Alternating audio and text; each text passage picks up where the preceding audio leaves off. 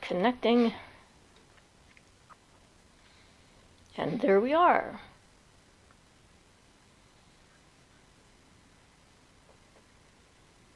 Okay. No. Notification, okay. Good.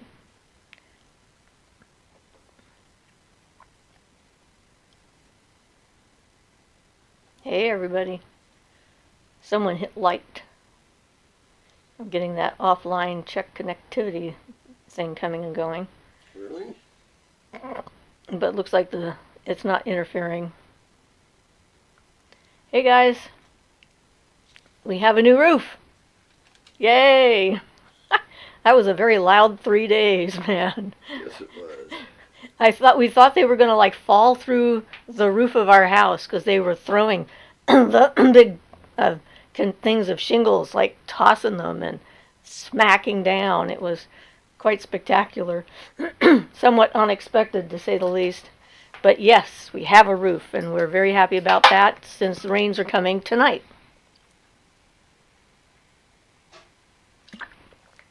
So hi Nadja, hi Ryder, hi Athusa. How are you guys all doing? I was glad I did that short video, like before they came to do the roof, because they only finished well, I guess they finished Friday evening after 5 o'clock, because they didn't want to come back.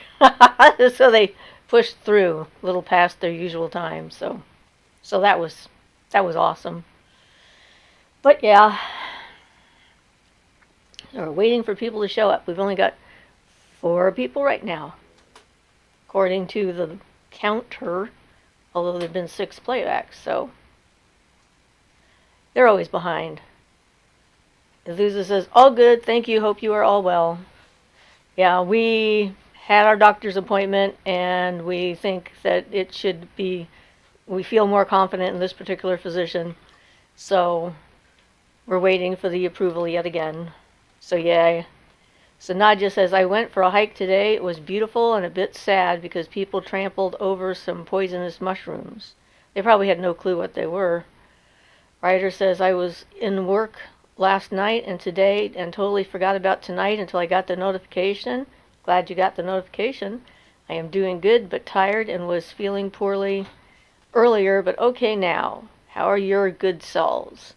I think we're doing all right. Yeah, I'm doing good. We have a special request that I'll be getting up later when we get more people on board to send some energy to somebody. And so, we'll share that. Ivan says, good day. Hello, Ivan.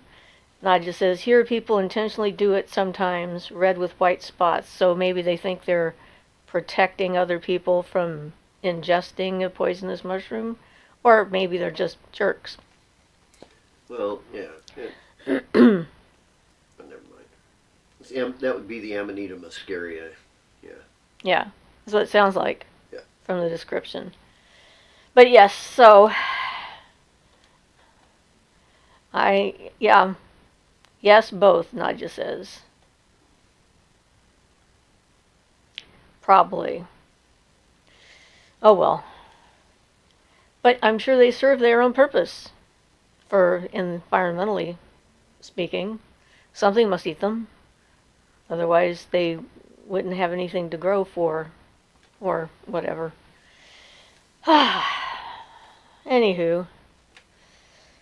I agree. Yeah. I didn't sleep all that well last night. The veil is starting to thin already. I started really feeling it. Hi, Jonathan. And it was kind of like disruptive to my brain, like all of a sudden. And I had one of those nights where, everything is like happening at once. My hair is tickling my face. I can hear my ear on my pillow, annoying things like that. Couldn't get comfortable. Brain was going. Dogs started barking. Cats started climbing behind my head. It was like one thing after another. So I did finally get to sleep, so I definitely didn't get as much sleep as I'm used to. So that was like, But I did see a couple of spirits, a couple of the one of the she and came in. I had that perfume, which I haven't smelled in a while, came in, so that was kind of nice. V7 says, hey everyone, hi V7. It's an interesting little, it works like little icon there. Oh, something flew by, that distracted me. Sorry. Writer says, had to run out of work today. A 12-year-old boy fell off of his bike and banged his head. He was bleeding, kept him lying on the floor, managed to call the ambulance and call his mother. Well, I'm glad you were there to keep him from moving in case he was more seriously injured. That's obviously the right thing to do under those circumstances. When you see something happening, that's what you need to do, is to jump on it, take care of it. For sure. So I think this is about the earliest I've started feeling the veil thinning that I can recall. Was working in the hospital today, was lucky I was there on my shift because I was the only one who went out to help. Well, I'm glad you took it upon yourself to go out and assist somebody who was in need and distress. I mean, paying attention to what's going on in our environment should be part of our path, for sure. I mean, otherwise, what's the point? A guy came into the hospital to tell me, and I left my station to go and help. So good. I sometimes want to go out and help when I shouldn't, like when I see a fight breaking out between a man and a woman, and I want to go out and stop them, protect the woman. But hey. Maybe I should ask our audience a question. Okay, for a hypothetical, now assume that this is sort of a magical, not etiquette, but magical morality kind of question, I guess. When comes the point that you should do something about causing a problem, or somebody that's causing a problem? At what point does it reach the point where keeping people safe is worth more than potentially injuring another person? And say this pertained to magical act.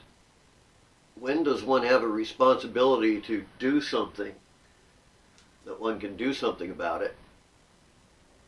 If that makes any sense to our listeners, audience. I'm sure they're going to think about it.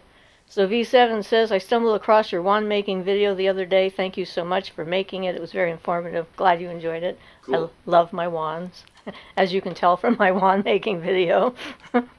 And my other video is all about my wands. They have such personalities on their own right.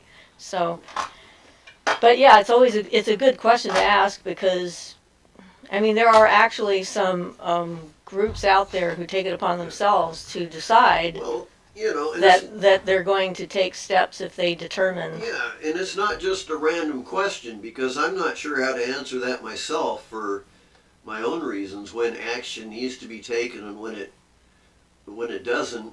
I mean, I don't trust my own judgment all that well to decide that question, because you never know what another person's karma is or anything else. So, yeah, so it's kind of a personal issue I'm having. Nadia says, could you please rephrase the question to what point do we help until we what? Well, no, the question is more like, we've got two people. One is harassing the other intensely, including emails, voicemails, phone calls, text messages. And these two people are related. And at what point, I mean, I could step in to try to do something about this.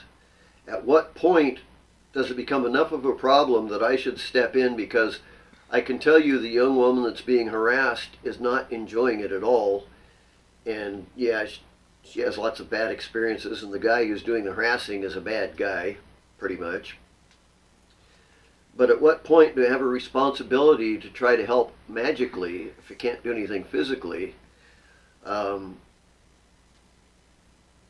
What's the judgment on that? Because say, you think about the karmic things that could happen if you do something. The other person might get hit by a car. That might stop them from harassing this young lady.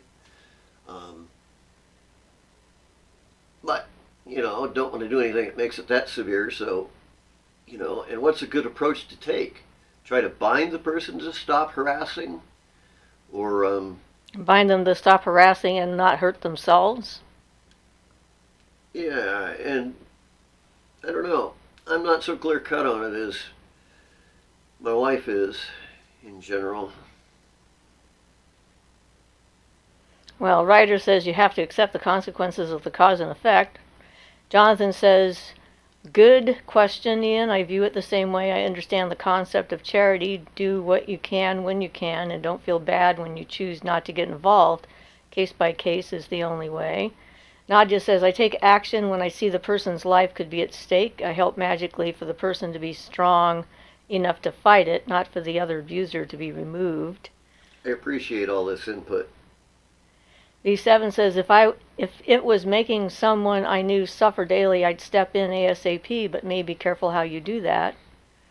I'm thinking maybe a freezer spell might be an option to see if that helps. Well, I don't know. I don't want to discuss particular means, but yeah, the question is more not what to do. It's like, and how far.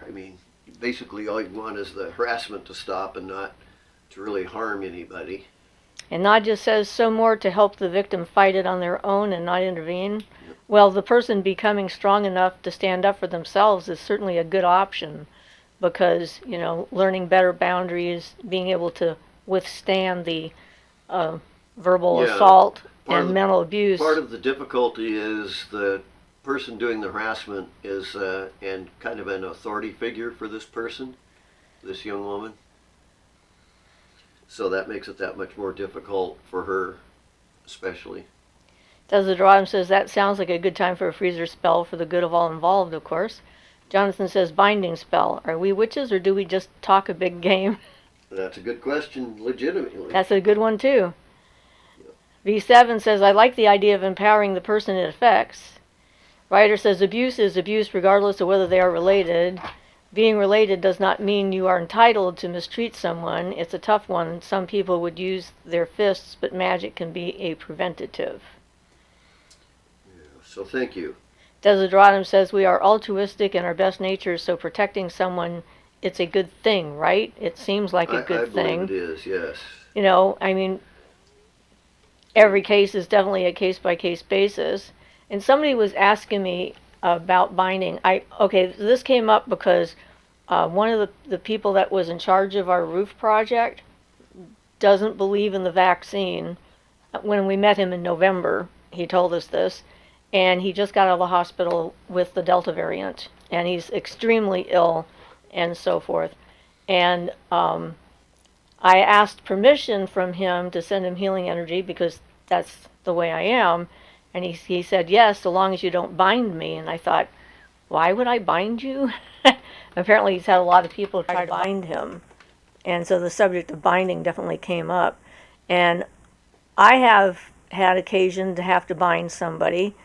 And it's been a self-defense thing because this one woman was magically attacking me and my family. This is before I met Ian. And I saw it happening. I suddenly saw these 3 dolls hanging from the rafter, and for some reason, I don't get affected by those kinds of spells personally, but they did affect the people around me, so I determined that it was a matter of self-defense. So I waited, and because I knew what the energy felt like, and when I felt the energy coming at me, it was like in the kitchen, I was cooking or something, and suddenly it was there. And I followed the energy back to the source. I saw this woman, then I knew who had done it because I did not know who at the time. And I bound her and to stop her from doing that to people because she was doing that kind of stuff to a lot of people, not just us. And she realized it as I was doing it. Just before I finished it, I saw this flash of understanding and knew what was happening, and then she was gone. It was like she didn't exist anymore. But, that was sort of an instinctive thing. that I did. But anyway, Yeah, and Nadia has a point there about the situation. yes. Therefore, could make the same mistake again. Well, that's part of what I wanted to address was so that, yeah, make it more and more difficult for them to make the same mistake again, so to speak. Well, that's the reason why, developing boundaries and being able to say no effectively and not let it affect them is the best outcome as far as their strength in the future, it would seem. So Desideratum says Archangel Juadiel may be able to intercede on her behalf if called to do so. Hopefully that's something she can do as well. Jonathan says, Desideratum, you were absolutely lovely on Hearth's live stream. Best questions of anyone there, really. Big respect. Jehudiel, sorry, spelling is not great for me. All right, different name. Nadia says, but if the person would be completely helpless without their fault, I would instinctively help. Yeah. And I'm inclined to agree. Me too. That's the reason why I did that binding that I did, because this woman was attacking not just my husband, but my son, who was a child at the time. And I'm like, I'm sorry. I believe in self-defense. There are some people who don't, and they have an issue with that. So, it's like everyone has to sort of decide this for themselves, where they stand on it and what feels okay to them. Ryder says, if the person doing the protecting is doing so in the correct manner and is not misusing a position of authority to use the protection as an excuse to be an obsessive stalker type person, you can get to these crazy people that want to protect you, but you end up needing protection from them. It can get creepy when you get those types. Exactly. Yeah. You are not those types, thank you. we are happy not to be those types. It's like, yeah. And it's definitely a personal type of situation at the moment. So, but when we care about somebody deeply and we want to protect them and stuff like that, it's difficult not to want to just jump in, and It is, and trying. Yeah. Especially me, I'm a bull. I have a tendency to kind of crash through things rather than be subtle about it. So I'm trying to restrain my energies along those lines. Yeah, well, thoughtful action Yep. sort of sounds like a contradiction, but I think it's necessary for sure. And in the general overall sense of people watching out for stuff like that, we've been the victims of a smear campaign and had a magical group attacking us because they decided that we were running around doing evil things and they were going to bind us all and keep us from being able to succeed at anything, et cetera, et cetera. And so, in this case, it's a well-known situation, so it's not like a stranger, hearing it from somebody else, but something we're seeing in person. But if it's somebody asking for help that I don't know, and I've had a few of those situations come up, I have to think about if I'm going to do a spell to try and protect them, what kind of a spell am I going to use? And what if they're lying to me? And what if they are actually the problem themselves? And how am I going to make sure that I'm not harming somebody to start with? I mean, not being fooled by them. So I definitely, we all give that some thought, and we should, no matter what we're going through at the time. Well, yeah, it seems like for me, I have to give each individual happening that particular thought because every situation is different, so Yep. I still have to put the time into each one. Okay, so we have a request to send someone energy. I brought my phone in with it not on, so I could look up the spelling of the name and get over to here to where it is. Come back here. And I can type it in for you guys. And maybe we can send him some energy. Okay. Whoops. It doesn't work unless I actually click on that thing. I'm just typing and not doing anything.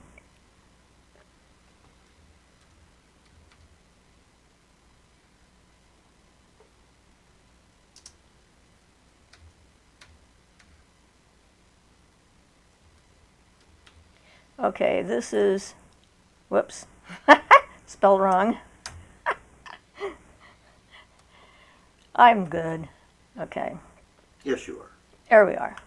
Okay, this is the name of the person, and she's the one who asked, so she's now outed herself. And he is currently driving up to Bellingham, Washington, so if we can just take a minute to just send him some energy to keep him safe and on the road and alert and stuff like that.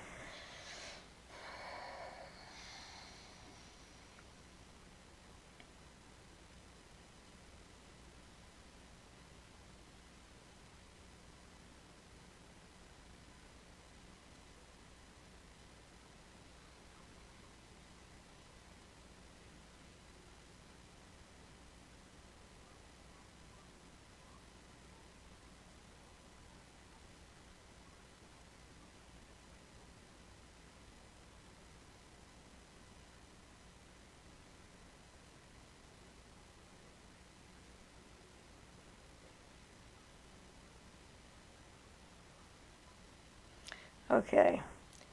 Yes, you're supposed to join in. All right. And just kind of focus on the name and send that person some energy, some positive thoughts. Keep awake, stay strong, stay alert, stay safe, that kind of thing. Psychic caffeine. Psychic caffeine. I like that. A hit of psychic caffeine. Shoop. Here you go. Inject it. This is sort of relates to when we did the healing circle before and we were all working together on that. I don't think that Nadja was with us at that point in time. So if anybody has any good questions they're just dying to know about, as long as they're related to the subjects of magic. Well, I did Welcome the to- thing on ritual responsibility, and I know I gave you a couple of examples of things that went awry for me. And I don't know if any of you have experienced anything like that yourselves, where, because we really don't even realize how many different kinds of rituals that we participate in on a regular basis. So Salve I says, hey yo. in the Nadja mushroom. says, what happens when veil starts thinning? How does it feel? Well, for me, every time the sun goes down, the veil thins, so it's like a constant thing, but this is like a wider spread thing. It's kind of like the spirit world is closer and spirit beings are closer. I can sense them easier, get into touch with them, feel them. It's kind of like, if you think about an energetic barrier between us and the other side, it's like that barrier grows weaker during this time of year, heading up to Samhain or Halloween.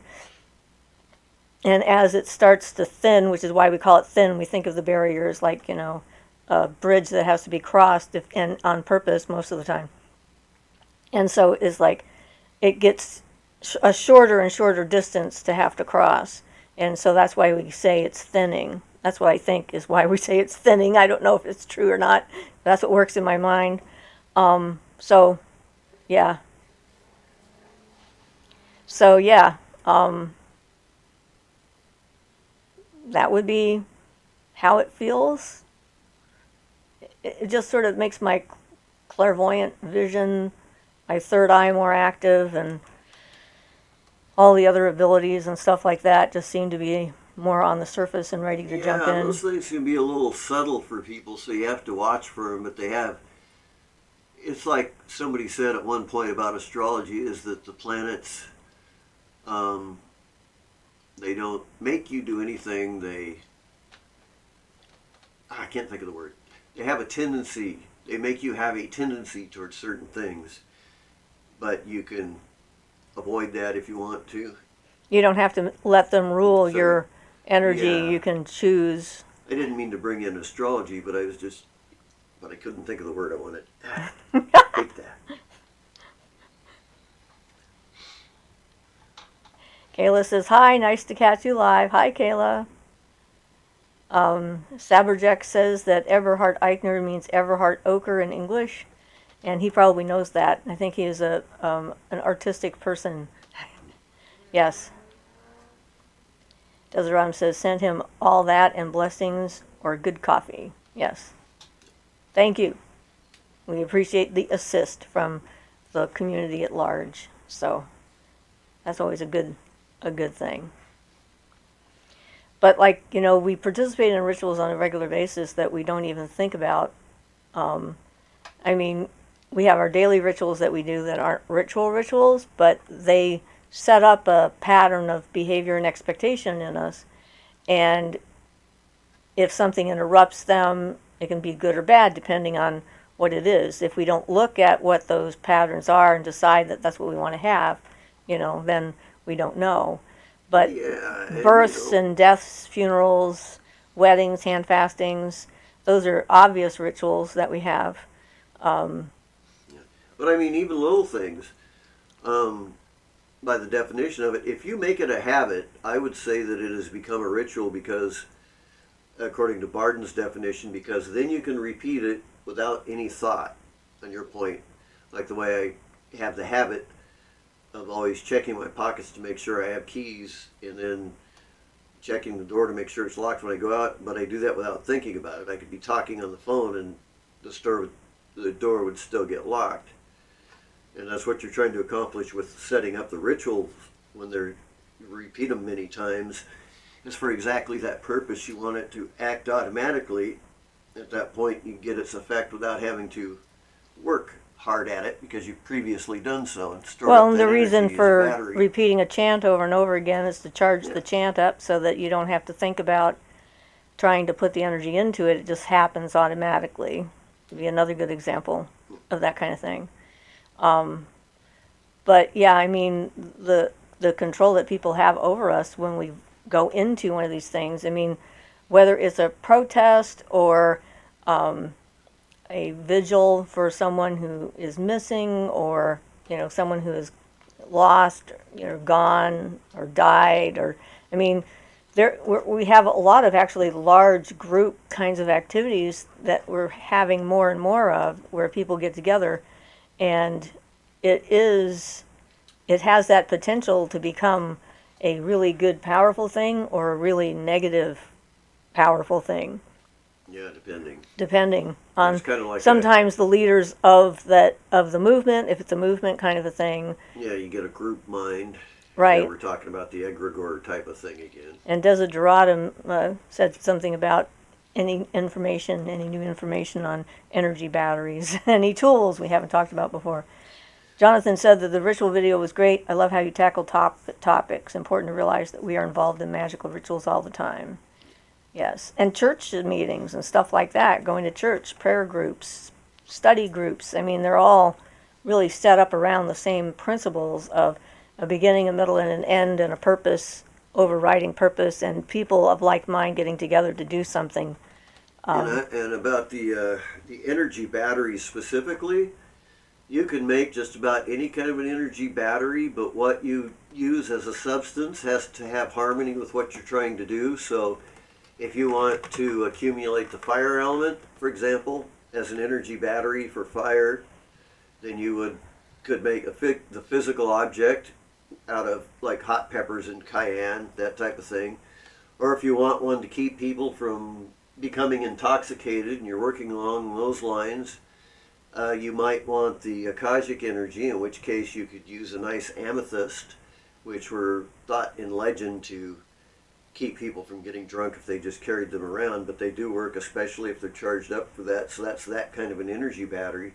So basically the only thing you really need to do is to figure out what is an appropriate accumulator for that kind of energy, what's in harmony with it, and then you put the energy in that, and there you go.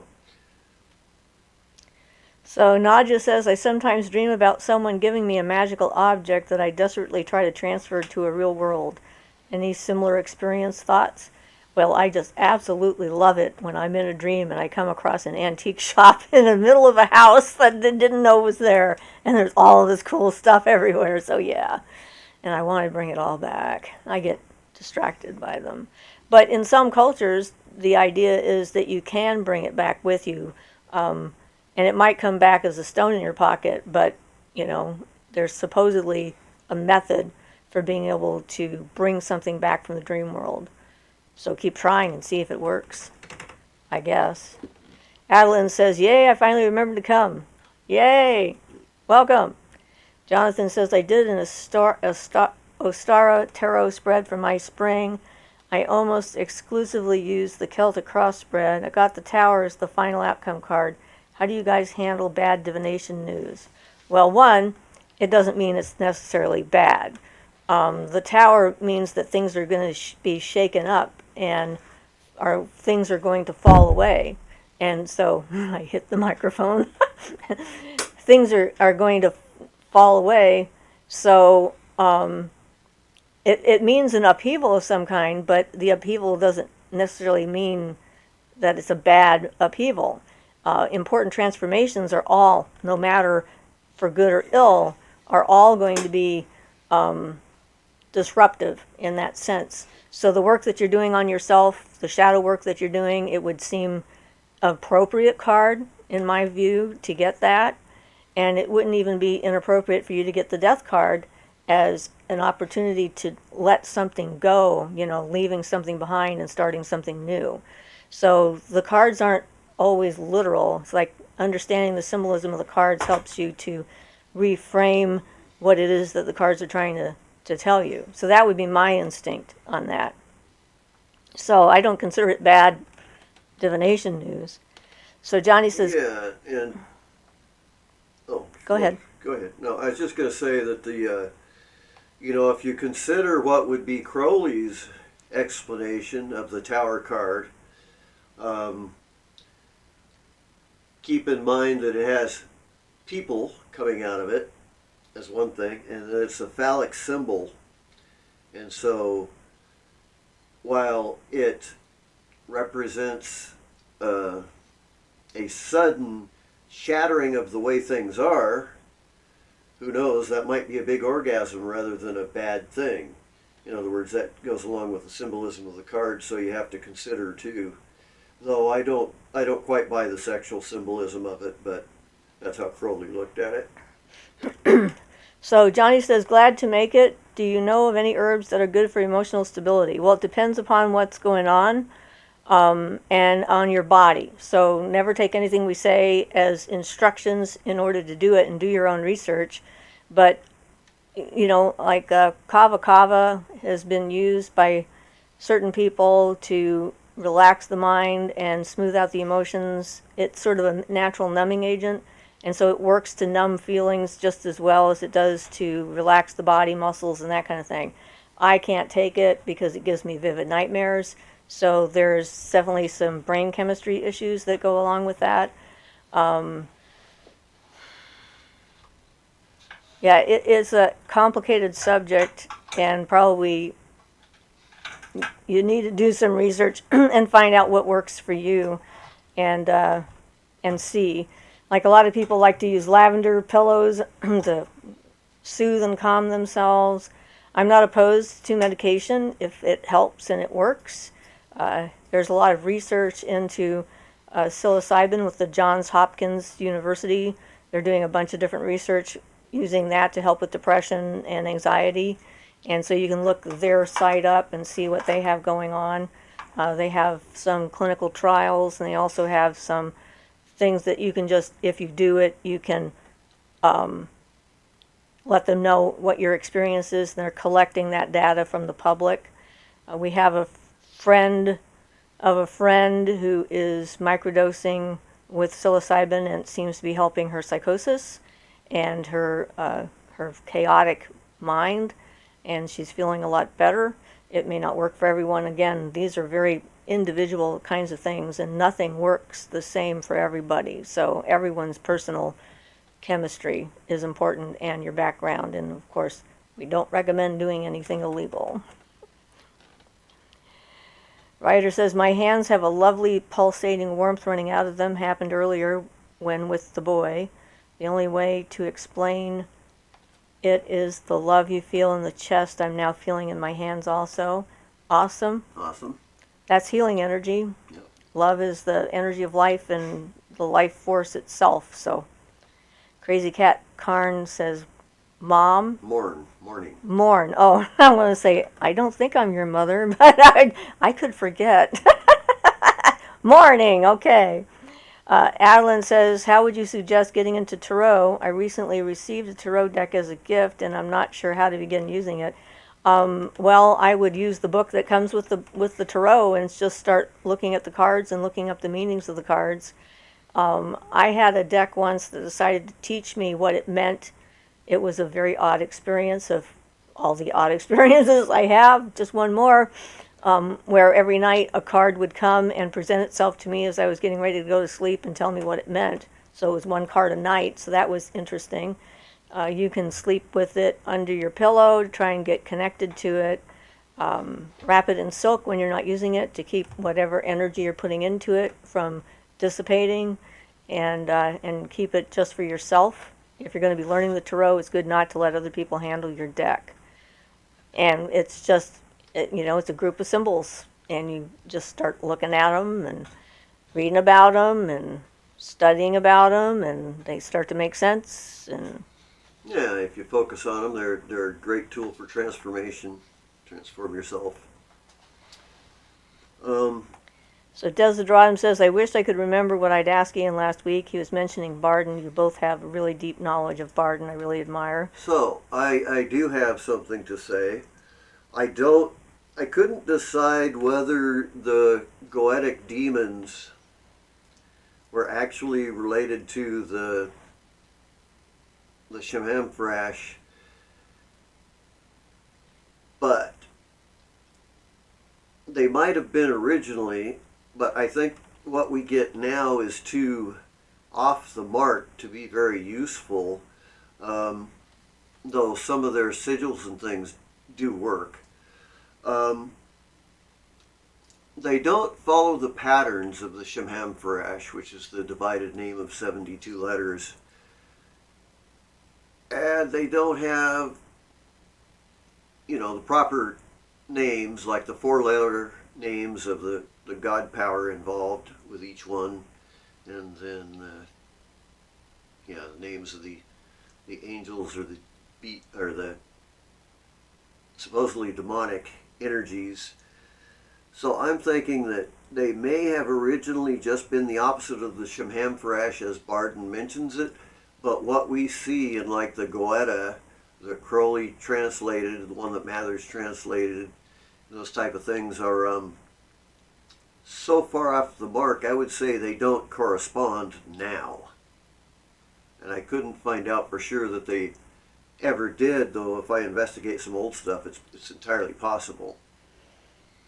I'd have to go trace back the roots of that back, and I'm not really so good at history. Gary says, hello everyone, loved your last 3 videos, happy fall, and lots of good magic, Loretta and Gary. Thank you, I appreciate that. Nadia says, do you or know anyone who is familiar with draconian magic? Well, I've met some dragons, but I'm not that familiar with the draconian magic.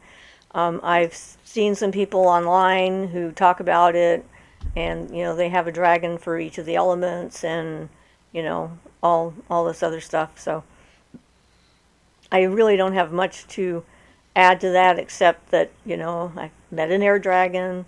Well, actually saw an air dragon, because I was in an airplane and he was going the other way, so we didn't meet in that sense. But I also saw a water dragon in a river, and again we didn't meet. I just saw him going by. I had some dragon spirit beings or whatever, like when I did a guided meditation journey or whatever and flew to the moon on the back of one. So I like them. I like magical beings of all kinds. Unicorns and dragons, the usual. But as far as a specific methodology for working with them and creating rituals around them and contacting them and so forth, and what rules they may have, you'll have to find someone who actually does that kind of thing. And then decide for yourself whether it's your cup of tea. So, Johnny says, yes, just to stay grounded when nasty people are around. And it says, I get most messages, info in dreams. I think it's because they aren't limited by the physical world as much. So it's easier to show or explain things in ways we can understand.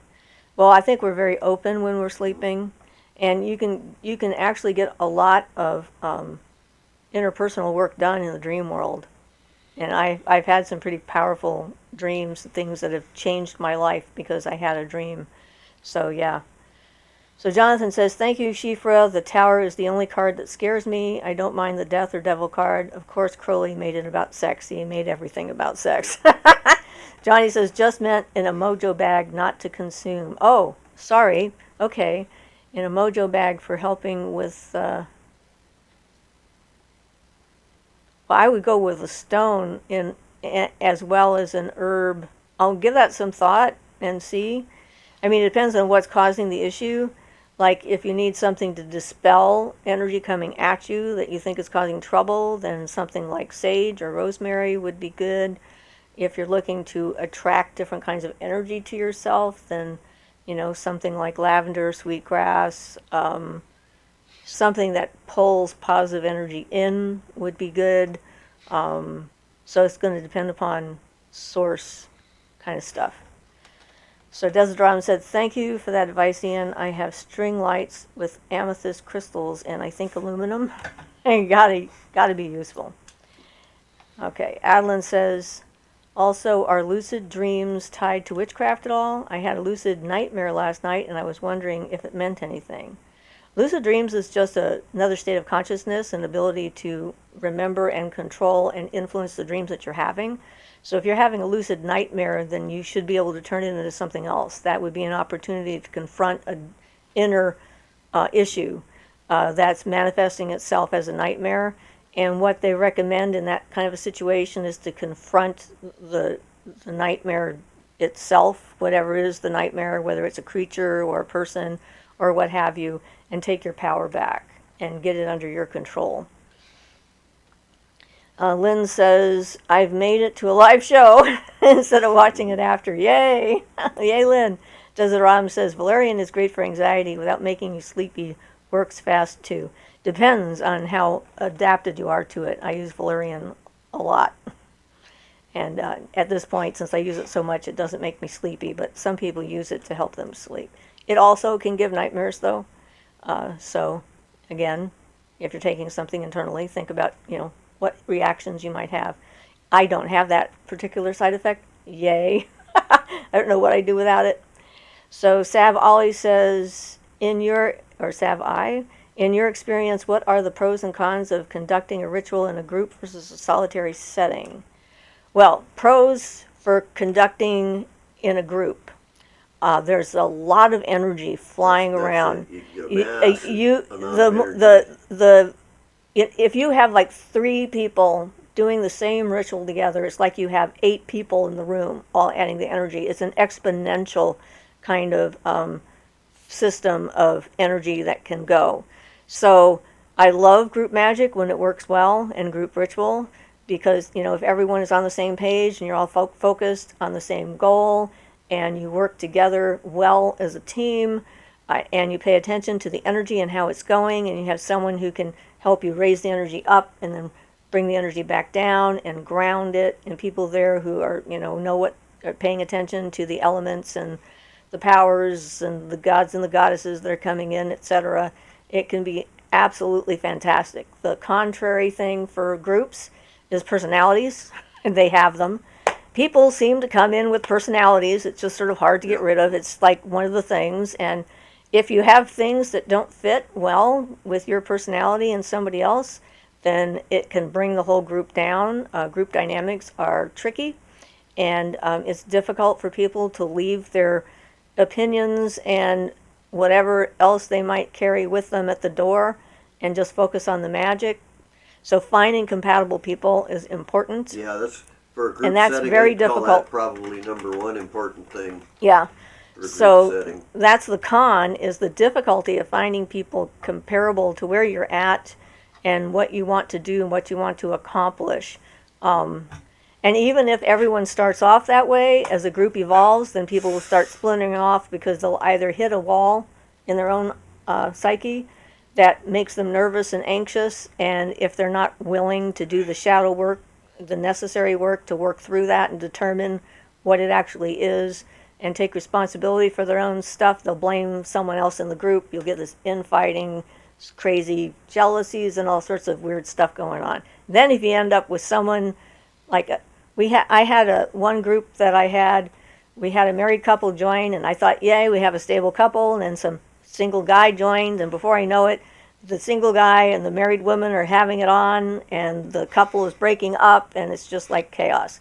So on your own, the difficulty of doing it on your own is staying focused and on point, and having to raise all the energy yourself.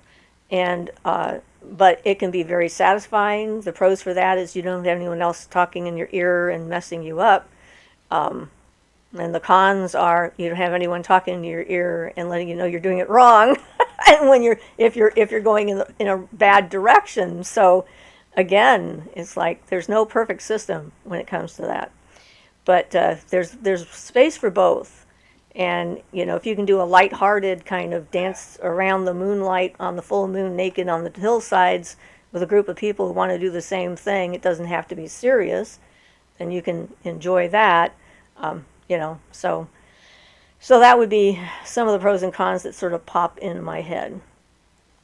Crazy Cat Carn says, laugh out loud, I'm in New Zealand. That's why it's morning. Savi says, the Labyrinthos app is okay for teaching you tarot basics, so that's for someone else who's looking for it. Jonathan says, to Desideratum, Valerian root is amazing, but don't drive or use a chainsaw unless you know how it affects you. Yeah, it's a good idea. Adeline says, thank you for the advice. Also, is your third eye opened? Happy fall. And the answer is yes. My third eye's been open for a while, and they're having fun with it, showing me faces again. And I'm like, hey, okay, I think we've established that I can see all your various different faces, so can we get to something else? Like, let's try a new thing. Like, maybe I can hear your voices. So we'll see what happens with that. So Nadia says, how to be able to see magical beings. I want to see beautifully calm, kind beings, but my fears of the others might be preventing this. Probably got to be okay with both. Well, pick your time of day. I recommend that if you're worried about seeing things that might startle you, don't do it at night in the dark. Because we are like programmed to startle at night and in the dark, even if it's like a cat climbing the wall behind my head when I'm trying to sleep. So, it doesn't have to be anything dangerous or even disturbing, just sudden is all it takes. And so if you're trying to get used to seeing them, I recommend doing it in the daytime. Early morning or early evening are probably the best times to see spirit beings. But if your eye is open, you can do it any time of day or night. So that would be a recommendation. Desideratum says the Shem, yes. The 72 angels, yes. So Sav I says, I wonder why so many people seem to be sort of obsessed with dragons this year. I think that 2024 will be the next year of the dragon in Chinese calendar. Well, people just love dragons. Because, what's not to like? Philippa says, hi, everyone, Siofra. Will I get booed off for asking what happened to your hand? Oh, I guess you've already covered. No. Yeah, Philippa answered it, I think, or Shay answered it. Oh, did she? Later on? It's a compression thing to help with the swelling in my hand, which I'm still having trouble with. So Desaram says, Sav I, there's a channel on YouTube called Slapped Him that do paranormal videos, and dragons seem to be popping up a lot lately. And Slapped Ham. Does anyone know specific magical uses for sunflower petals? Well, not specifically, but I would think sunflower petals, since it follows the sun, solar magic would be the thing to use them for. Yeah, absolutely. It'd be good for using things that might, anything that the sun would do naturally. If you talk natural stuff like so help things grow, this and that. Yeah, it's a good outward projecting energy to project things outward. Sorry, I'm not very eloquent today. Okay, so Hannah says there's another called Working Dragon Mystic, I believe. I don't know enough to vouch one way or the other, but seems informative on dragons. Jonathan says, hi, Philippa. I also really want to know, it went with Ian's appointment on Monday. I was also late. So Ian's appointment, we survived the appointment, meeting the new doctor, and he convinced us that what he wants to do will be as effective as the surgery the other doctor was proposing. He at least looked the surgery up and knew what he was talking about. It's a robotic surgery, so he's not even going to be touching him. So I guess him needing to touch him is not as important in that case. And we're just waiting for the authorization to come through. Since they already approved the surgery from the other surgeon, I'm assuming this is going to be approved, and we're just waiting for that to happen. That can take a couple of weeks before they start making all of the appointments. So, thank you, Shay, for explaining that. Philippa says, I'm all about Barden this week and have a question about the mental plane elementals. Do mermaids exist only because humans have thought them into being? Do you mind if I make a start on that? Sure. So, again, it comes back down to definitions of mermaids. Undines exist that are beings of the water being, so they're on an astral plane, if you want to call it that, and also inhabitants of the Venusian sphere.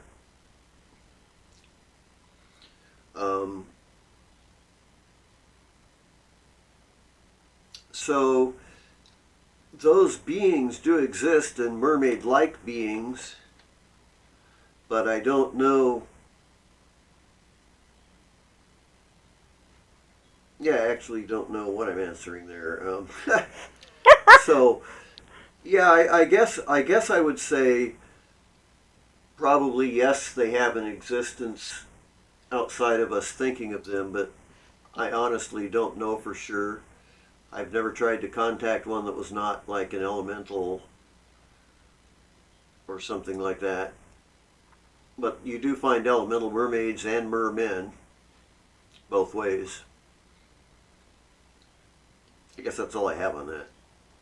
Well, that's pretty much the same answer I would give. I mean, I don't think that mermaids, like in the shows and whatnot about merpeople, exist. That there's another species that split off from humans and lives under the water, and, you know, we just haven't found them yet. I think that's probably not very likely at all, and I certainly have never encountered one. But the merpeople would be the undines in my mind, generally speaking. And, you know, like in my astral temple, when I go into the water, I have a water fountain in my temple, and it becomes a pool when I approach it, and I walk down into it and go into the water directly, and I've met what look like mermaids in there, the undines. They look like that to me. So they would be elementals for sure, and I don't think that they came into existence because people thought them up. I think they exist outside of us and are not. Enough people have gotten to their plane to see them that they've been incorporated into stories and so forth, and have become part of mythology. Of course, this harkens back to something we talked about before on our live videos, and we talked about making gods like the Santeros do, Eliwa, and that kind Right, of thing. and that can happen, but I think in this case they're not one of I those. agree. I agree with what you're saying. So Nadja says, that's great advice, thank you. How could I control when I see and when I don't? Do I just try to? Well, if you're not very practiced at it, you'll have to make an effort to do it. So in that case, chances are, until things open up a lot more, you won't need to have that much control, because you will need to go somewhere quiet, sit, meditate, and open yourself up to be able to see. And another interesting thing you can do if you reach that point, get yourself some astral eyelids that you could just close when you don't want to see the astral stuff. Seriously. I know, it's annoying when that happens to us. It's the weirdest thing. It's like we've talked about this before. We close our eyes and it's bright. And we commented one time, it's like, is there really a light in our head? Because do other people have a light? And then they went and turned it off. And then it was dark. And then they turned it back on again. And then it was light. And we're like, okay, there really is a light. I honestly think that's kind of a manifestation of Kundalini. Well, that and astral vision and clairvoyance and stuff like that. But anyway. All those things are together anyway, as far as getting your abilities and so forth. No juggling chainsaws. Oh, yeah. Valerian, right. Well, the Valerian, yes. Right. No, don't do that. Jonathan says, another Barden question, why use an elemental instead of a thought form? Seems an elemental is more specific than a thought form needs to be. Well, I can think of a couple of different reasons. Sometimes, if you want it to work on the astral plane, a thought form is going to have to be given an astral body to do that. So, making it an elemental in the first place means its primary function is going to be on the astral, but you lose a little bit of the intelligence and choice that it has. As a thought form, it can be more intelligent and faster and more useful, but you don't get the same manifestation, the same power out of it. If you want to affect anything, or like affect a person's emotions or something, it's helpful to have it be more elemental, because that's the plane it has to work on. So I would say that's two of the main things. If it doesn't need to be real intelligent, then you could go with an elemental for that reason. So yeah, different circumstances. Depends on what you're trying to do. Thought forms work well for telepathy because we manifest them all the time. It's not like thought forms are like hard to do. They're anytime we think, we're creating one. So and you can always back up a thought form with the appropriate emotional energy, and then you're working on both the mental and the astral planes at the same time.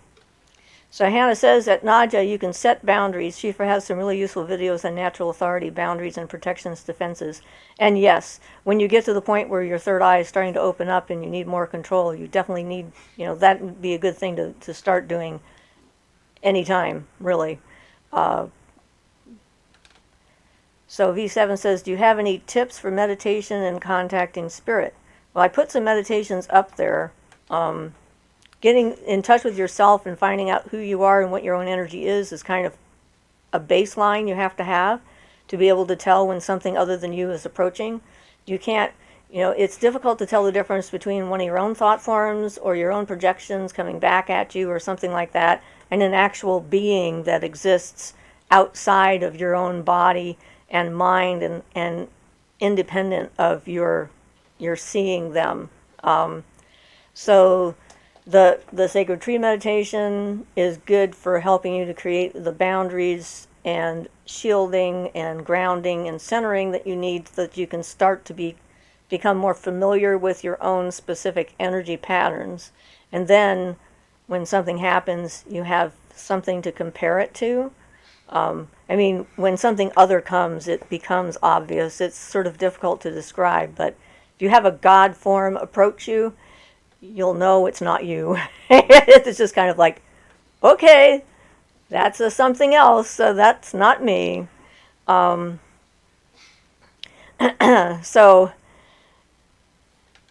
Eva says, everyone I managed to catch alive, yay, yay.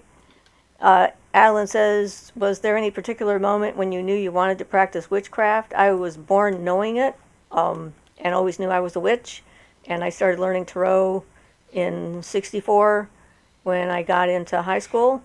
So there wasn't really a moment.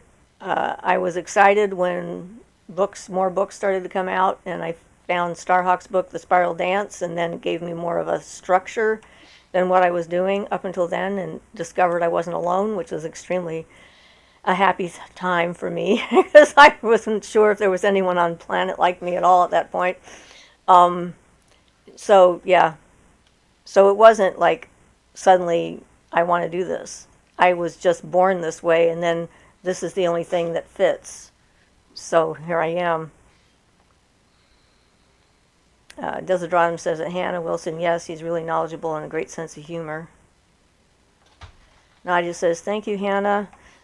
We'll definitely check those as well. Didn't suspect those would be about this kind of topic. Theta wave meditation does both.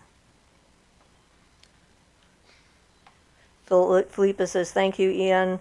I'm not particularly interested in mermaids, just needed an example. I'm trying to get stuff clear in my mind. Please, could you define the term elemental? Then I'll shut up. Well, you don't have to shut up, but I have no problem defining the term elemental. You know that there are 4 elements. Basically, we're talking about astral elements generally when we're going there. And each of the elements is like a universe unto itself in the sense that they all have beings associated with them. So, beings that live in the element would be elementals, but also they don't just live in the element, but they are only constructed of one element, so they don't have all of the abilities that something else might have. For example, if you want something to be receiving and, you know, emotional type of stuff, you would probably use a water element. And if you want to get really intellectual, you might use the air element. So the elementals are like that, where they do one thing according to their element. They can generally do a lot of stuff with their element, but they couldn't, you know, a fire elemental is not going to do any water manipulation in general. So they're kind of limited in that sense. But otherwise, yeah. So Sav I says, in South Africa we have coastal Indebele, I don't know how to pronounce that, legends about sea people that fit the description of mermaids. It's interesting how universal stories about many of these beings are. It is definitely universal. So, you know. So Jonathan says, Desidratum had a great question for a different witch on Wednesday. I love the idea. What do you think about creating a carpet with a circle on it? I'm mostly in the broom closet. I think it's ideal. I've got one on a piece of cloth that I use. It's linen. We used linen cloth, yeah. And drew it on it. Out when we need to, yeah. And that was for the work with Barden's book. Yeah. That was for the evocational kind of stuff. So when we I'd drew say the circle. It's a great idea, yeah. Absolutely. Adam says, hey, Siofra, someone once said that actual cryptids that have a physical existence, like the Jersey Devil, were actually egregores in which their consciousness was not dissolved, if I remember correctly. This sounds insane because I thought that they can only exist as astral beings. What does he mean by this, and do you think that they can consolidate into physical beings? If so, how? Oh, it can be done with the earth element. I wouldn't even want to get into how to do it because it's a long subject, but they can be condensed down using the earth element to form an actual body. But I am not convinced there's anybody, that's theoretically, I'm not convinced there's anybody around nowadays who can do such a thing. I mean, it's theoretically possible, technically, so that's all I can say about that, really. Desidratum says at V7, I just started learning to help with mediumship and crossing over ghosts. It's very high vibration. Started learning theta, sorry. Yes. And certainly crossing over spirit beings, you need to be able to tune into their level. And Kaja is one of the helpful ones for that. Jonathan says at Sav I, my man, you're here in South Africa. I'm on the High Veld. Are you UNKZN? I guess they'll figure that out. Ram says, do you think nature spirits can physically manifest for a period of time? I think that maybe in the past that they did. I don't know that they can right now. I'm not leaving it out of the realm of possibility. But if you're seeing one, how do you know for sure that it's not, your vision, your ability to see them, that makes them look real? How can you tell for sure if they're actually physically there? It would be a question. Yeah, I should say I think it could potentially theoretically physically manifest for a period of time, but I have to say that I haven't come across any actual happenings, though there are some rumors and things you can read about. I mean, the ones that I saw, when I saw the little dragonfly-sized fairies come into room where I was, and someone who was with me saw them too. I mean, they were as if they were physical, but I knew that it was a special state of mind that I was in, that my energy had managed to coalesce into just this perfect moment where I could see them as if they were actually there.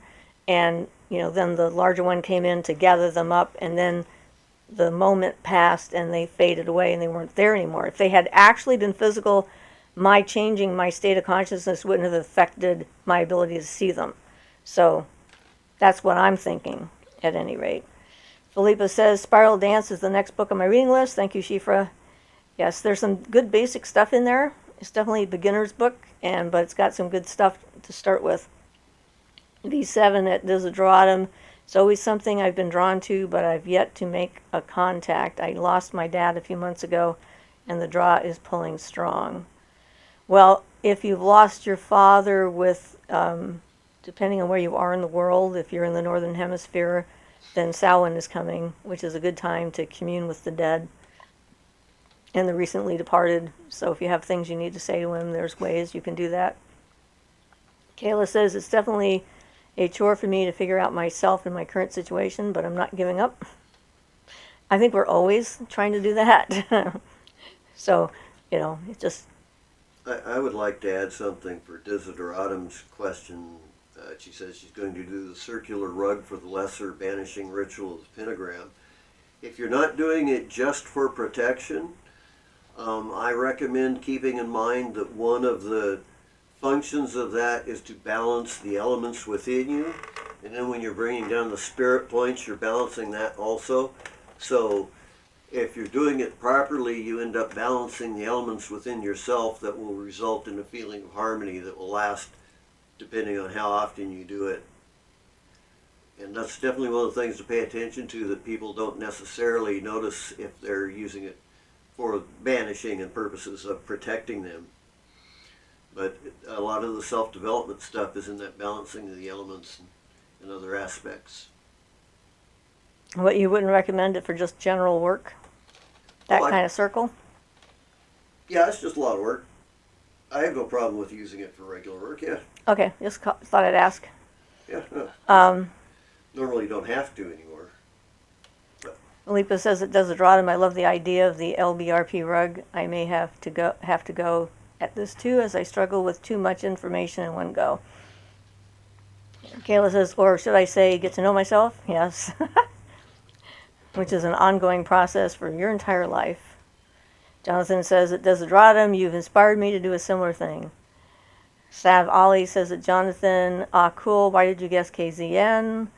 Desideratum says at V7, I'm so sorry, it might be easier to ask him to visit in dreams.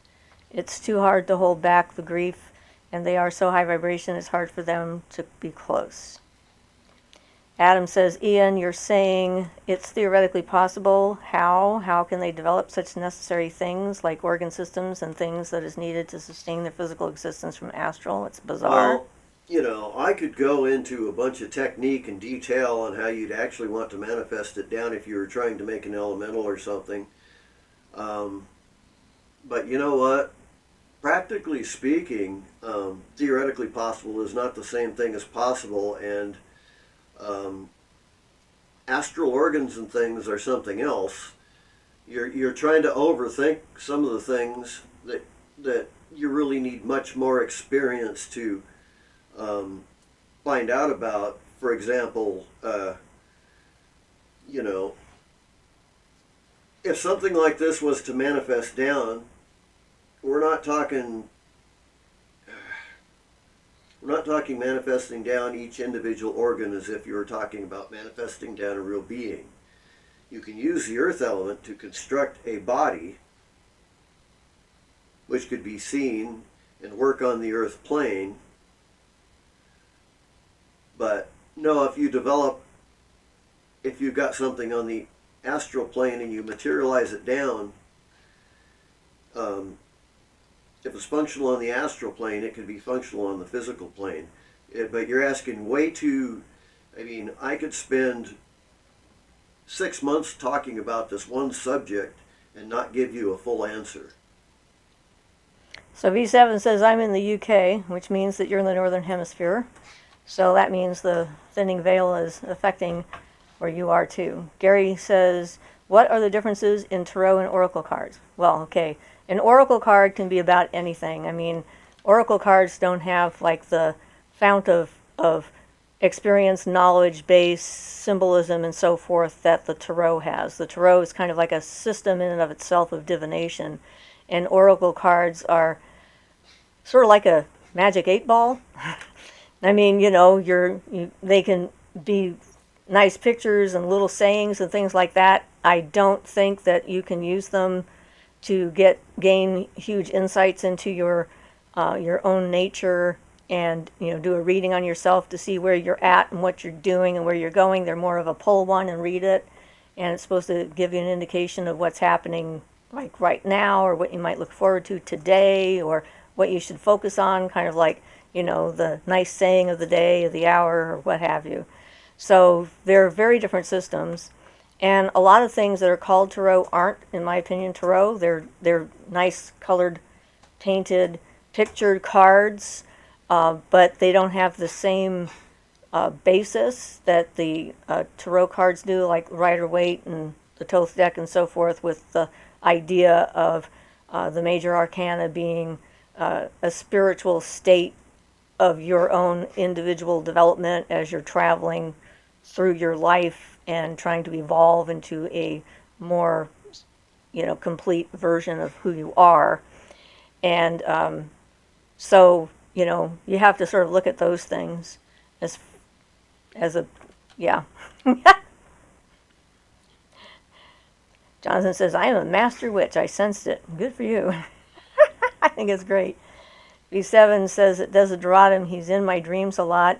I also have a pendant we communicate with. And we can, I have some stuff up on getting in touch with the spirits and stuff like that coming up for Samhain. Nadja says, thank you for today again. Time for me to sleep. Can't wait for next time. So much to learn here. It helps a lot to talk with very experienced and open-minded people. Makes me feel less alone. Good. I'm glad. Because we all need to know. Philippa says, thank you for answering my questions, Ian. Your answer has thrown up about 20 more questions in my mind, but I think I need to get them straight and in order.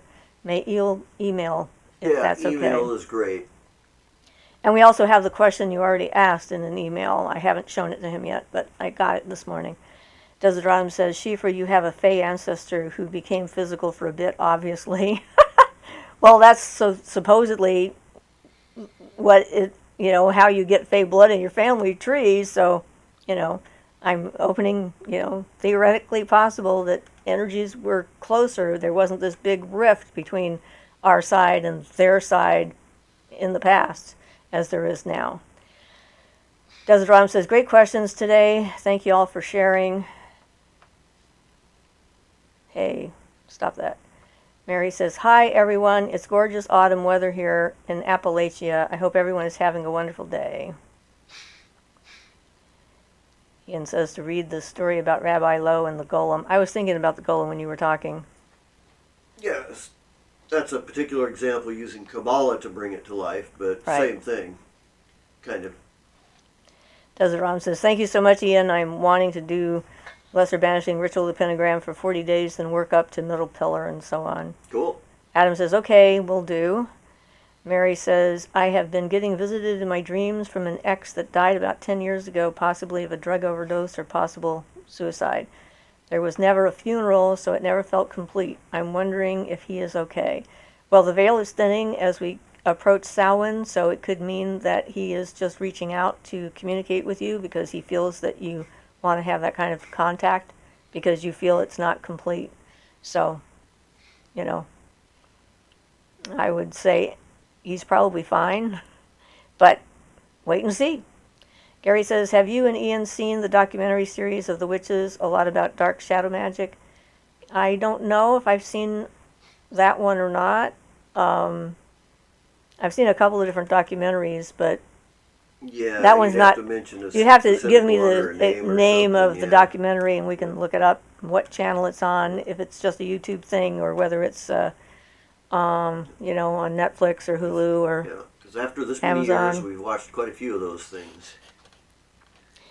Mary says, and how do I know if he's just visiting or am I just dreaming of him and I'm worried that the way of his death? What do you think happens when people pass this way? It depends. I mean, this one way of thinking about it is if you leave before your time for whatever reason, then you have to kind of hang out and wait until it would have been your time to go, and you're sort of like in a in-between state, not necessarily aware of your environment, that kind of thing. But yeah, it's not a clear-cut thing like anything. Nothing is clear-cut when it comes to this sort of thing, because there's so many different situations.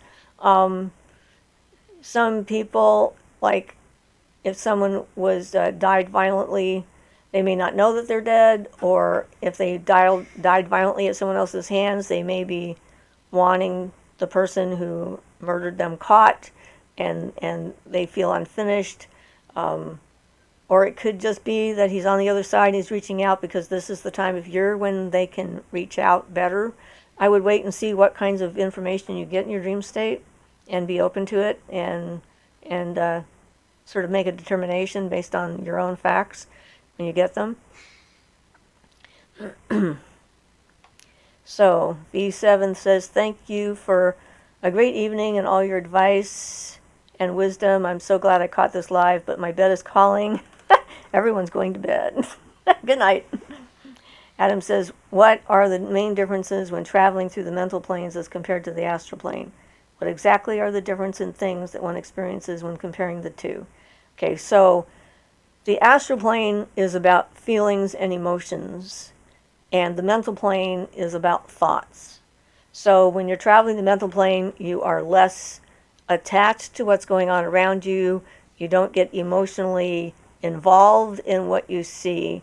When you're in the astral plane, it's a much more emotional experience. More like you were there in person with it making an impact on you, that kind of thing. And if you see something in the astral that is like intense, emotionally intense, then you'll feel all those emotions in your body. So Adeline says, thank you. Mary says, okay, thank you, that helps. Jonathan says, my laughter emoji aimed at Sav I was extremely poorly timed. Well, hey, but you knew where he was, so good going. I think that's great. We have 2 people in South Africa on our live chat. Cool. And a person in New Zealand and someone in the UK. It's just like we got them sprinkled all over the place. It's yay, yay. We're a global community. How much fun is that? Alice of Spades says, I respect you so much. I don't get to see your streams often, but I love listening to you. Well, thank you. I appreciate that. Yeah. We like being able to connect with people. Even in, it's, yeah. I don't know what to say there. Adam says, have you ever seen a cryptid in real life before? If so, can you explain and describe the full features of what you saw in their behavior? The answer is no. To both sides of the question. Ryder says, hearts, yay. Jonathan Church says, I. With a small I. A small I, little I. Possibly implying he doesn't have a huge ego. Possibly trying to say he doesn't have a huge ego. Whether that's what we're getting or not, we don't know. But yeah. Sorry. Yeah. He probably thinks we're funny. Okay, so we got about 10 minutes left. Jonathan, I love poorly timed laughter, Mary says. You just never know when these things are going to come across. It's like some algorithm decides. Adam says, me too. Huge respect I have as well. Thank you. Glad to hear it. Yeah, so we're getting down to the end. We got 10 minutes left. 10 minutes, we can say a lot in 10 minutes. Question is, what do you want to talk about? Question from the audience, please. Shay says, thank you, Siofra and Ian. You're welcome, Shay. You're welcome. So,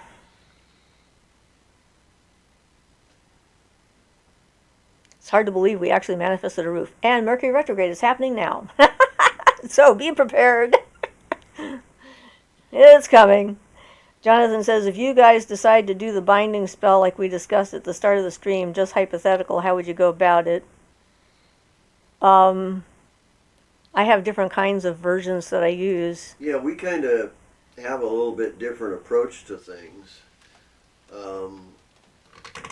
I mean, I certainly do the mirrored box, which is a type of a binding spell, and binding is part of that.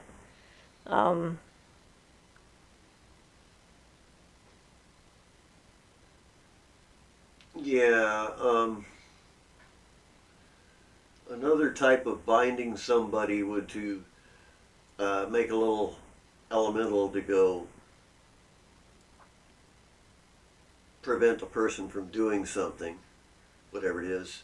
Elementals pretty much have to be aimed at one task, one job.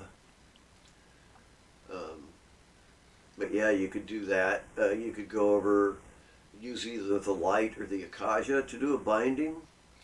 If I wanted to go and I would put, say, a triple binding around somebody, for example, like that, if I wanted to. Physical, mental, and astral. Yeah, for the physical, mental, and astral, meaning so that they physically couldn't harm the person. They astrally wouldn't want to harm the person because they're bound not to be able to. And so then mentally they wouldn't be able to think about harming the person. So, that kind of idea is probably how I'd go about it to start with. Probably the binding with the acacia or the light or something like that. So Philippa says she's not gone yet, but she wants to say goodbye and thank you because she's not great at poorly timed farewells. Or she is great. Bye, at, Philippa. And Mary says, headed home for season 8 of Game of Thrones, almost done with the series. Desert Rom says, I heard something about earthbound ghosts and other spirits going into hibernation. Do you have any experience with that? Yes. And I met one. I think that this is one of the things that the ghost groups, the paranormal groups generally fail at because they don't know how to change things so that they can communicate with them. We were doing a business downtown where we live, and there was a woman who died of smoke inhalation, and she was still there in the corner of the building waiting to be rescued and did not know she was dead, but she was stuck in time. She was still at that moment, and she couldn't sense us, so she would be what they call a non-intelligent haunt, or one of those repeating kinds of things. It's like she's just repeating that moment over and over and over again, and generally the groups say they can't intervene or do anything with them because there's no conscious awareness. But when I saw her there and felt what had happened to her, I started messing around with my energy field and changing it until she could see me. So I moved myself, I guess, in time or in mental astral plane, I'm not sure, but I waited to get a response from the spirit being, and then she could hear and see me. And so then I explained to her what happened and helped her to cross over at that point. So I think that that's not an uncommon thing to happen, but generally people just sort of leave them alone and don't know what to do with them. So you missed Shay's up there for my magical origin story, which I could do a little bit of. But Jonathan asked about not tying a photo of them with twine, and sure, why not? I mean, basically I've got to the point where I don't need physical objects so much to do something like that, because I can just kind of travel to the person and do it directly. But a picture, absolutely, for better contact with an individual. And if I'm going to do that, I like using a poppet. And I make a poppet. A lot of times, using a physical aid such as twine is good, especially if you have difficulty with the visualization. In that case, if you're binding them, I'd probably use one of the universal colors like white or black. I actually use 3 different colors, one for each plane, one for the physical, one for the astral, and one for the mental. Yeah, so. Yeah. Yes. It all depends on what works in your head. One thing to keep in mind when we're answering these questions and things is we have not been beginners for a lot of years. So we forget some of the stuff. I couldn't do this stuff 20 years ago like I can now. So Adeline says, is opening your third eye scary? It can be, because you're changing your state of existence. And so, use caution. Jonathan says, I love that you guys manifested a roof. Awesome. Feel like sharing your method? I'm the method. This was all me. I started making phone calls. I found a program. I called that person. I got on a list. He said I'd be number 64 and there wouldn't be any money. But then he said, but when the paper rolls out, whoever gets their form in first, you change your order. So when it finally happened and it started, the form came, I was ready, I had everything there, I stuck it all in the form and went and delivered it, hand delivered it immediately, and I was number 1 on the list of people. So that would be how I manifested it. So she's the reason. I am the reason we have a roof. new Yep. roof. And it was because I asked a random question when I was talking to somebody, I think at the DHS office, For and Shay, said, I don't have much of a origin story. I'd always been interested in stuff like that, but due to my insane family, I couldn't investigate anything magical or anything till after I was over 18.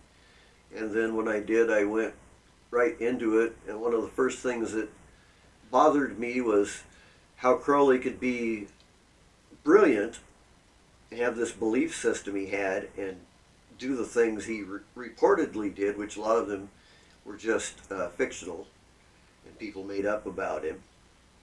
But I just started investigating that, and that got me into the OTO and the Western Hermetic system and all that, and I just kind of went on from there as soon as I was able to when I was 18 and able to do things for myself. A typical response was when I was about 12, I brought home 12 or 13, I brought home a couple books on witchcraft from the local library, and I didn't even get to open the cover. That was it. I got in trouble with my mother, and that was it. Books were gone. she was protecting him for his immortal soul, you know, the usual. So magical stuff was just gradually acquired after that, as much as I could. Philippa says, I have to manifest a house. I have roughly 12 months. Wish me luck. Good luck. Good luck. And Jonathan says, Siofra's pragmatic real-world effort alcove. Absolutely. Well, yes, magic is in everything, and focus and concentration, willpower, and determination are magical. So there you go. And I wouldn't hear anything negative about it because I wanted to manifest this thing, and that was the way it was. Yeah, that helps keep down the negative thoughts about it from other people. All clears the way a little bit. Adam says, would you say there is a most powerful species of spirits from an objective point of view? How would one measure such? I sometimes hear that angels, archangels are superior to all other spirits. They're different to all other spirits, not necessarily superior. I don't think that there's that kind of an energetic hierarchy out there. And I'm sure like someone like the Garuda or Kali or Bridget or the Dagda might have something to say about whether angels were more powerful than a god. So, you know, that's just one of those questions that doesn't have much of an answer. Yeah, if you go up the spheres, you get to the solar sphere, which is more powerful than the lunar sphere. Different. Different, yeah. They're different. Sunny.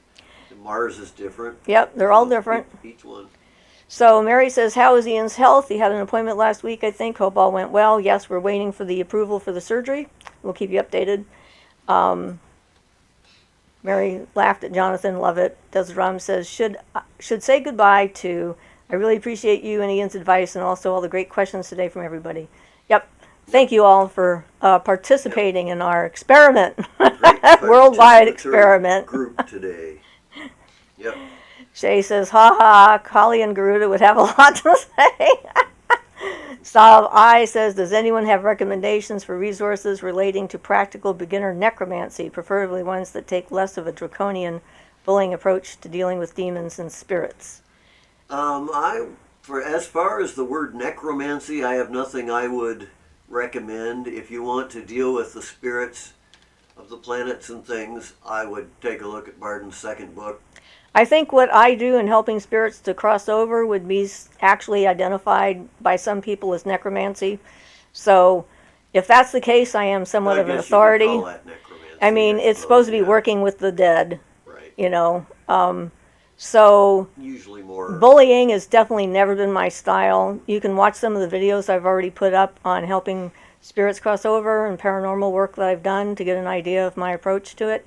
and then we can ask those questions at a later time because it's now all almost over. We've got a few seconds left. That's a fantastic question. I'd love to know. At Adam. John says, I heard many stories about the she taking people on spirit juniors. What do you think they can be? Spirit guides. I think it's too late for us to even start answering that question. Yep. We only have a few seconds left, so sorry. We'll have to get into that one later. Try to remember and get in earlier your question before we get all into the end of everything. So, okay, guys, thank you very much for making this, making our week and keeping us entertained and allowing us to respond and hopefully be helpful. We appreciate you guys. Thanks. Bye-bye.